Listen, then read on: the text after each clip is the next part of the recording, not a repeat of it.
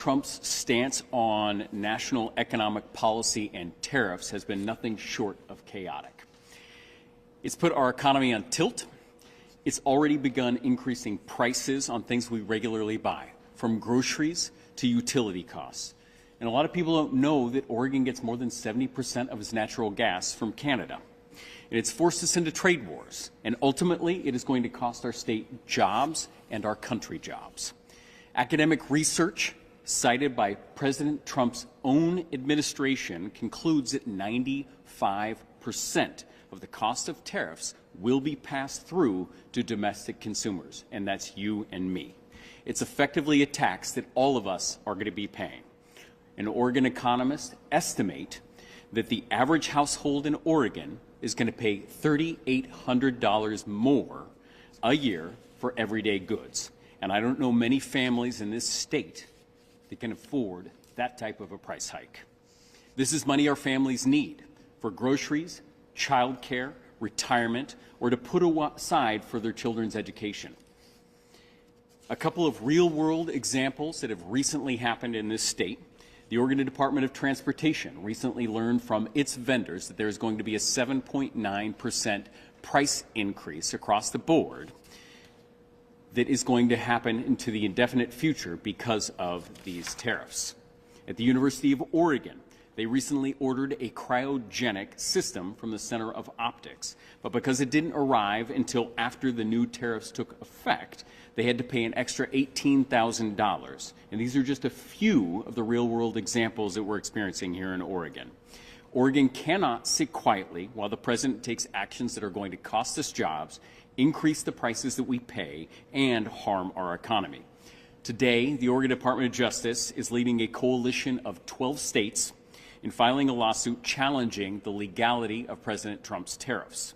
The lawsuit has been filed in the United States Court of International Trade and focuses on 4 executive orders that claim the power to set tariffs through an unprecedented misuse of emergency powers. The president has a tremendous amount of power, but he, just like everyone else, must follow our Constitution and our laws. Congress has the sole authority to set tariff policy, and to that end, Congress has enacted various laws that allow the president to implement tariffs under certain conditions, and most importantly, certain safeguards. And it's these conditions and safeguards that the president doesn't like. The conditions and safeguards include things like a limitation on the duration and amount of tariffs, annual review requirements, and safeguards that are intended to protect and promote our economy. And in fact, Republican and Democratic presidents have exclusively followed these laws when implementing tariffs throughout the years. Even President Trump, during his 4 first years in office, used these laws to implement tariffs. In contrast, President Trump has implemented these most recent tariffs by misusing an emergency power, the International Emergency Economic Powers Act, and he has done so for the sole purpose of avoiding oversight and the safeguards that Congress has put in place. And it's important to note that absolutely no president in our country's history since the enactment of these laws has ever used this law to attempt to pass tariffs. Trump's actions break a 48-year precedent and norms. And more importantly, his actions are just plain unlawful.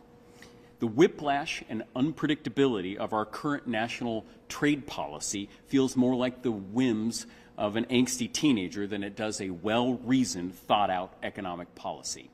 And the costs of this chaos are being felt across our state. Today, we're joined here by a handful of Oregonians that are going to talk to you a little bit about the impacts that they're seeing on the ground with respect to tariffs. And I'll bring up Representative Daniel Wynn to start first. Thank you, Representative.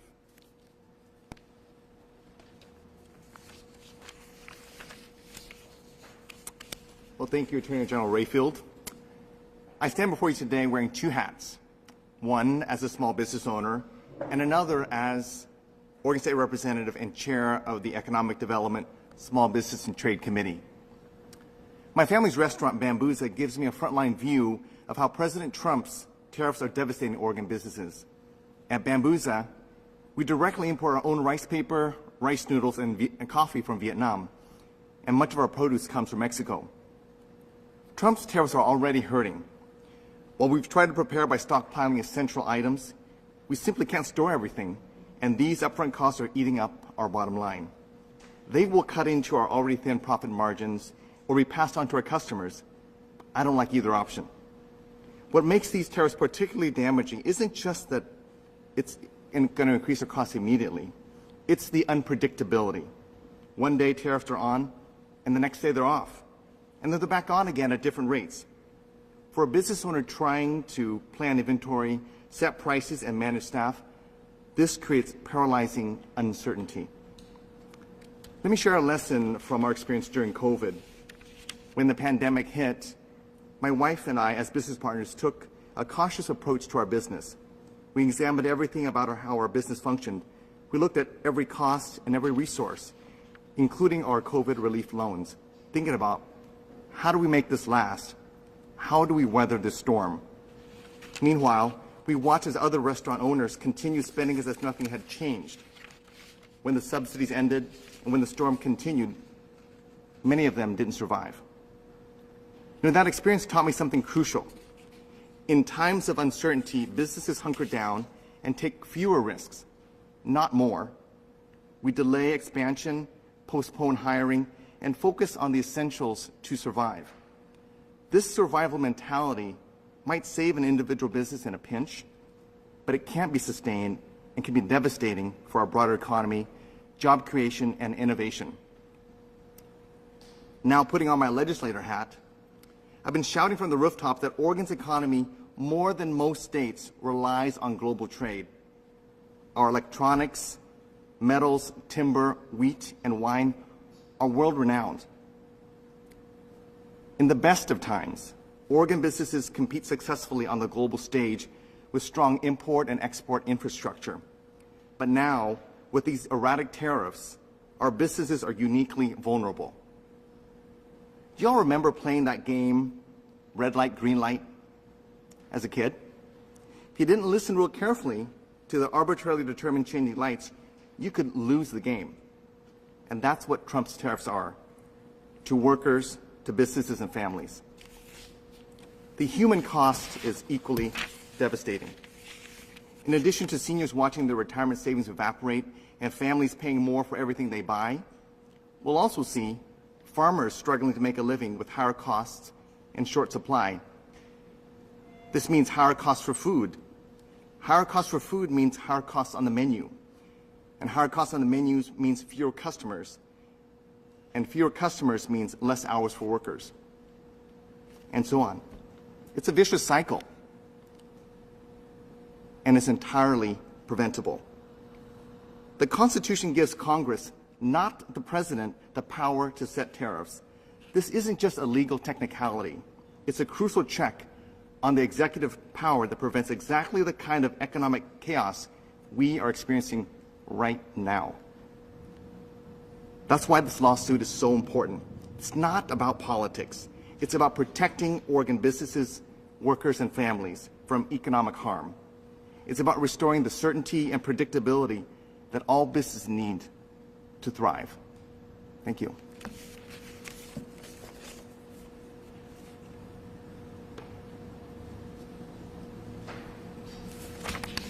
Good afternoon. My name is Pat Hubble, P-A-T-H-U-B-B-E-L-L, owner of Brooklyn Pharmacy.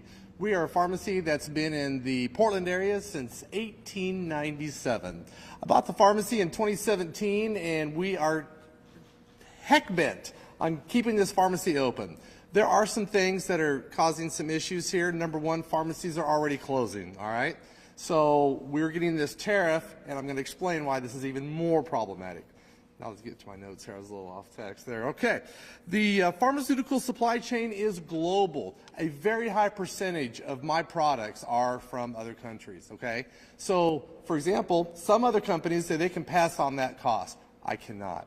I am in contracts with insurance companies, and they will pay me the rate at which they pay me, and they are very slow to respond to any changes that occur. So that puts pharmacy in a very, very hard predicament. The pharmaceutical supply chain is global. Many of the raw ingredients to make pharmaceuticals and the medications themselves come from countries hit hardest by these tariffs.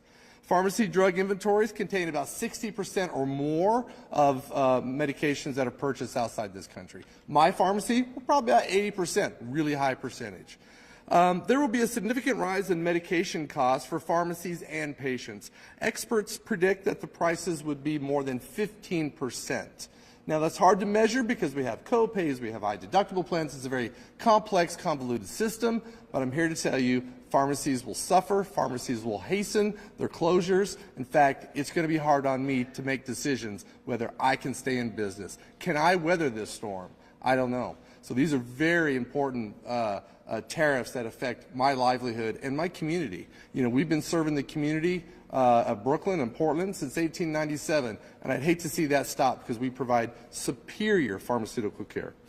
Everyday medical supplies will cost more. I mean, test strips, you know, blood pressure cuffs, ostomy supplies, things that people need every day to sustain their lives. That price is going to go up. So we want to be aware of that. Let's go turn the page here. The ripple effects don't stop there. Rising costs are squeezing hospitals, insurance companies, and entire healthcare systems. Hospitals are delaying equipment upgrades, and insurance premiums are likely to climb. For patients, this means a higher out-of-pocket cost and reduced access to care. And we all know that there's already pharmacy deserts in the state of Oregon. People don't have access to pharmacy right now, and this is going to make it worse. 1 in 3 Americans already struggles to afford their prescriptions, and again, this will hasten that effect. These tariffs are making a bad situation worse. It is my intention to keep Brooklyn Pharmacy open to the Portland community to provide superior pharmaceutical care through innovation, immunizations, medications, and I put a heaping spoonful, but I'm going to say a heaping cupful of passion to keep this thing going. But it is truly important that these tariffs do not continue as we try and stay alive and take care of our communities. Thank you.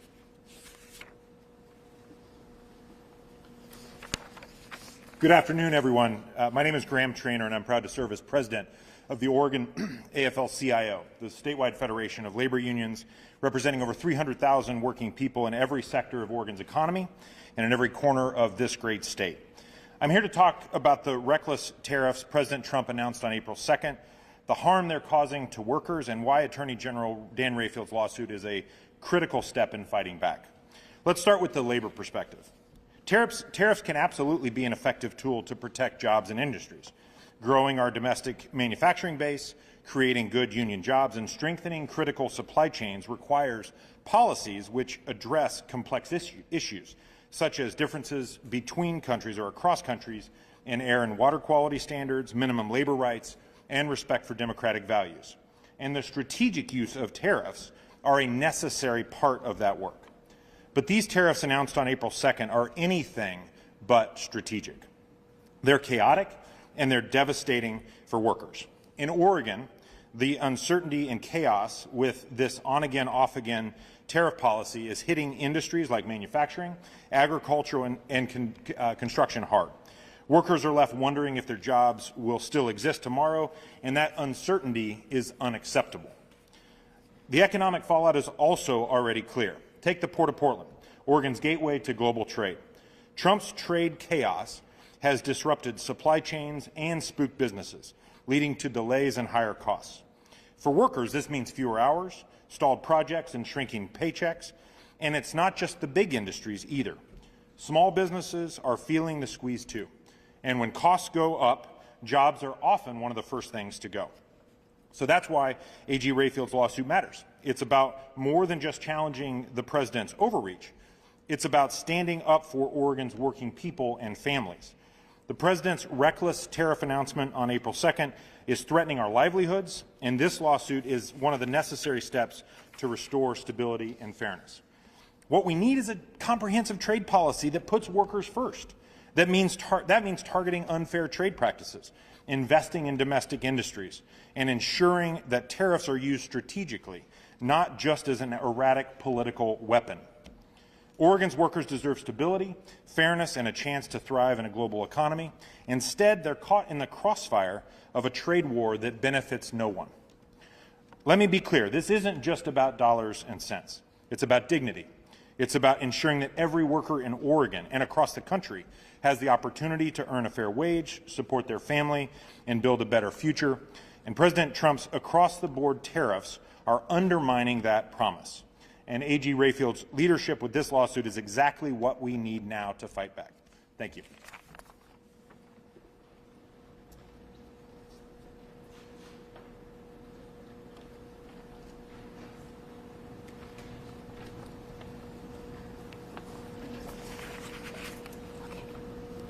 So we are the people. I'm Ann Donica, A-N-N-D-O-N-A-C-A, and I'm here with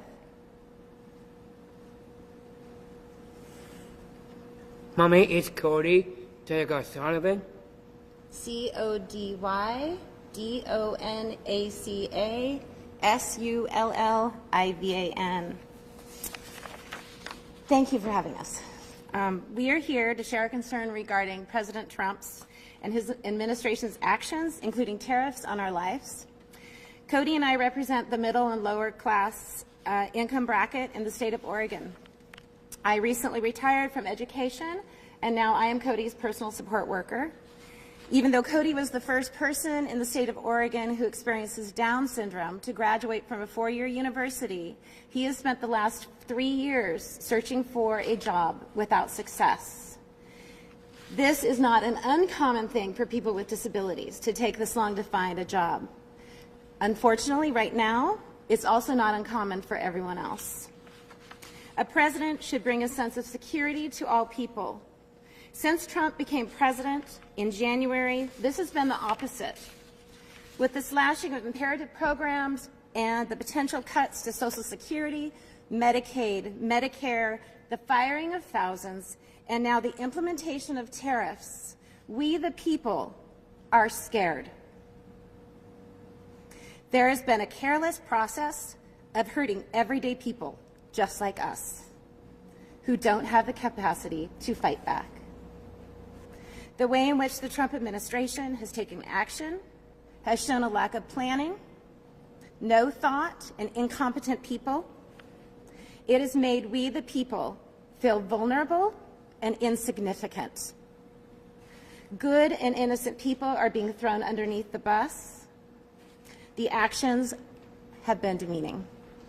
The prices are already high, so how is it that we will be able to afford the tariffs attached?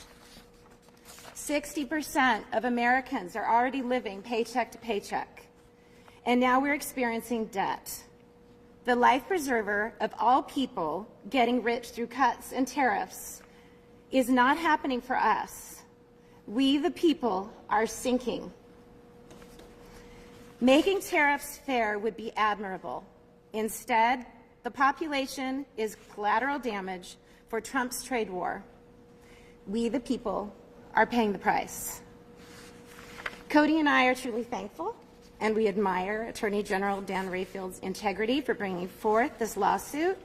He's standing up for people like us, and he's fighting back against unconstitutional tariffs. This isn't just about politics, it's about survival. It is about making sure that working families don't get crushed by policies that only make life harder. The United States needs protectors of the middle and lower economic populations, which is the majority of Oregonians. When we allow a president to seize the power of the purse, we, the people, must fight back. Without a strong middle and lower class, we will not have a strong America.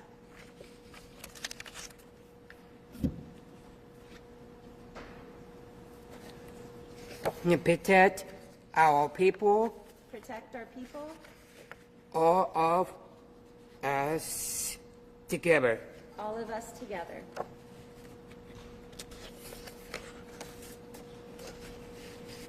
We must fight. We must fight.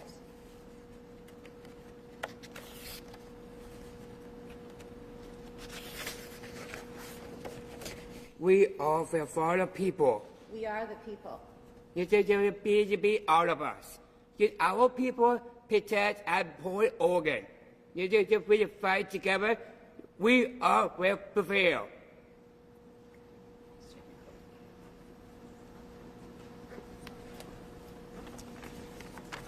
Thank you, Cody. Also, thank you, Attorney General Rayfield, for this opportunity to share a little bit about what we are dealing with as nurseries through the state of Oregon. I'm Todd Nelson, owner of Bountiful Farms, and we grow on about 900 acres with 130 amazing employees. And Oregon is known for growing the most beautiful plant material in the United States. We ship this material all over the nation and also into Canada. I want to share with you that one of our biggest exporting markets goes into Canada, and about 10% of that market is our Canadian partners up north. The nursery industry is $1.3 million in annual sales. We're the third largest in the nation as far as nursery sales go. Right now, what we're dealing with our customers in Canada is the issue of tariffs. We're working with these customers for 30 years now. They're friends of ours that have been buying our plant material, and due to the tariffs at this time, we have seen our sales drop by about 30%. It takes a long time to grow a tree. The average time a tree is grown on our nurseries is about 7 years. It also takes a long time to create these wonderful relationships with these customers. And right now, with the uncertainty of the tariffs, our Canadian friends have started to change some of their minds and are no longer wanting to purchase plant material from the United States. We see now where they are marketing their plant material as Canadian grown and no longer coming from the United States. And this has definitely been damaging for us.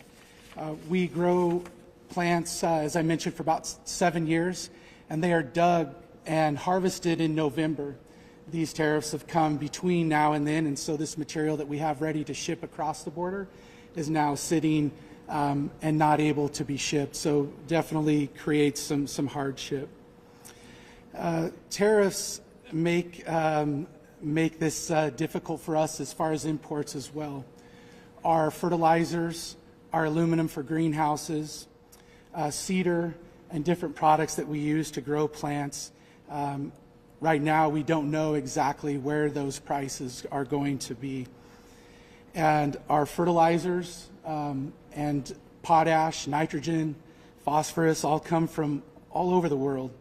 And as we're trying to plan out and create our production costs for this next year, we're not able to do so very well due to the unknown and the uncertainty. One of our largest growers of liners that we bring into the state, which we grow on, is from Israel, not too far from the Gaza Strip. And we rely on them heavily to grow these liners for us. Right now, this next year, we're not looking to order until we know what until those costs are identified. We bring in robots that help us minimize the monotonous labor that happens in nurseries sometimes. And a lot of those products are built in the Netherlands or in Germany. We have a robot that's on the water coming over now to help us plant.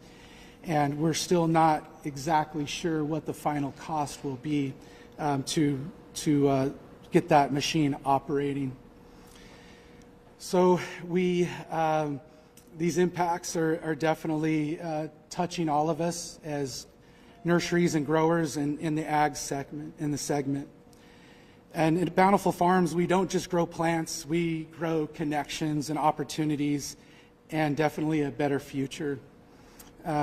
We hope that we will see some significant changes with these policies that are quite unstable.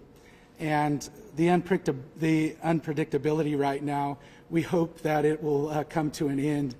We grow the best plants in the world, and we love shipping them all over the world and hope for a calmer waters. Thank you, Attorney Reef. Well, thank you all again for being here today. This just isn't about a lawsuit. It's about standing up for the people of Oregon. These tariffs are unlawful. They're chaotic and harmful to the hardworking families and businesses that make our state thrive. And they are not just numbers on a page. They are real costs in all of our wallets, your workplace, and all of our future. Today's filing in the U.S. Court of International Trade is just the beginning of what will likely be a long legal process. But we're committed to seeing it through, and our goal is clear: to protect Oregonians from this unlawful overreach and restore stability to our economy. I want to thank everyone who has shared their stories today. In this time of uncertainty, when people are being attacked for using their voice, it takes a tremendous amount of courage to be up here today. There are a lot of people that we talk to who are unwilling to stand on this stage, and so I can't thank you enough for doing this work and being here in this fight together. The other thing I want to point out is that I don't stand up on this stage, and we don't do the amazing work for the people of Oregon without the amazing team of lawyers that we have at the Department of Justice, who drove this home over the last month. And so I'm incredibly proud of the team that I'm able to be a part of, to be here today protecting Oregonians. Your voices are powerful, and they remind us why this fight matters. Together, we're sending a clear message across the state and across this country that Oregon will not back down. We'll keep fighting for fairness, for stability, and the people who make the state great. And we're happy to take questions if folks have them for a little bit. Please. What went into the decision to be the lead plaintiff in this litigation? We had been working on this lawsuit, and when I ran for this position, one of the things that I was committed to doing is being the Attorney General for all Oregonians. There are a lot of issues that we could lead on right now. This was one issue that is impacting, as you saw today, every facet of our lives. And this is something that was incredibly important, I thought, for our state to lead on, given all those dynamics. Please.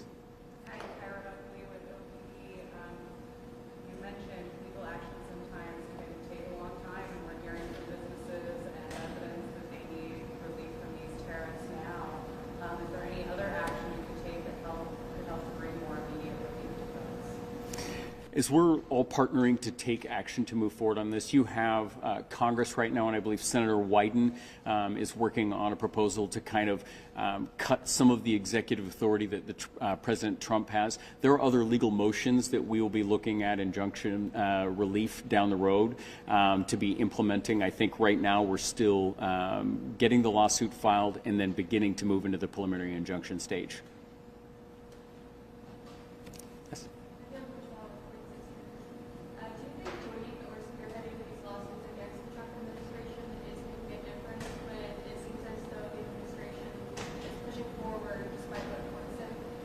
I firmly believe that all of us as a state or as a country are stronger when we stand up to bullies or when we stand up to people that are violating our Constitution and our rule of law. I don't think that we have a choice in these rules not to stand up to that. And the more that we continue to voice our concerns, it will continue to push the Trump administration down. And I have talked about the importance of an independent judiciary more in the last 3 months than I have in my entire life. And I am incredibly proud of the fact that we have Democratic and Republican judges in courts across this country that are standing up to the Trump administration, and they do not like it. And that is why these lawsuits are so darn important, to put sideboards, just like you do with your kids at home. Right? There's certain things you just can't do, and one of the things you can't do is violate our Constitution and violate our rules of law. Yes.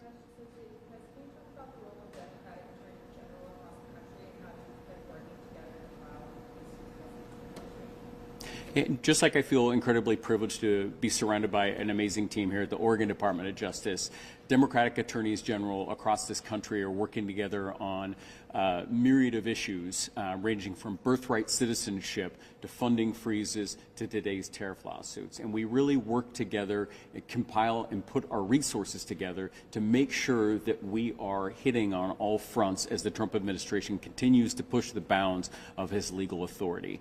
And so that is an incredibly important resource that we have, and also a brain trust that we have with Democratic attorneys general and the staffs in their office across this country that are making a difference.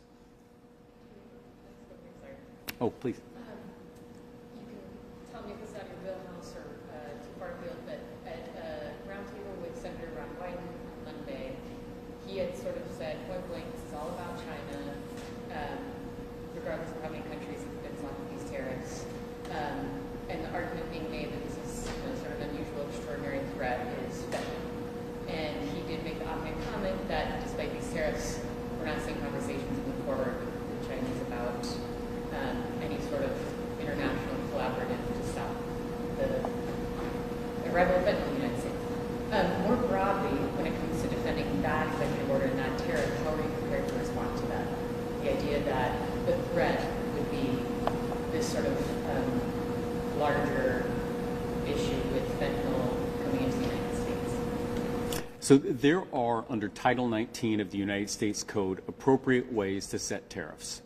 And again, for more than 48 years, that's what Democratic and Republican tariffs have done. They do it responsibly because tariffs are an important tool, right? And we're thinking about managing imbalances of trade, or when we're thinking about protecting critical industries, or we're thinking about making sure that there are anti-dumping statutes or manipulations of our markets. But there's standard rules that Congress intended the president to use to implement tariffs. This is a purposeful way to get around those tariffs, to misuse the emergency power to apply tariffs. That's what this is focused on. And that's why you see odd tariffs. And I mentioned the University of Oregon being impacted by the cryogenic purchase that they made. That was made from Switzerland. You heard today, Netherlands, Vietnam. We're talking about countries that have absolutely nothing to do, and I couldn't, with a potential dispute with China and under some of those arguments, and I can't speak to those. I think what we are focused on is making sure that we're applying the rule of law, using the tools that we have to make sure that the president is following the rule of law in the way that Congress intended. Maybe we could take one more and then. Sorry, it's a technical question. When was this litigation filed in the U.S. Court of International Trade? Yeah, the U.S. Court of International Trade is a specialty court that has a tremendous amount of experience when it comes to these issues. We felt it was best to be in front of the people that have the experience with these laws as we're moving forward. All right. Well, thank you all very much for being here today. And again, thank you to everybody who's up here today and standing with us. And thank you to the folks at DOJ who make these things work. So, take care.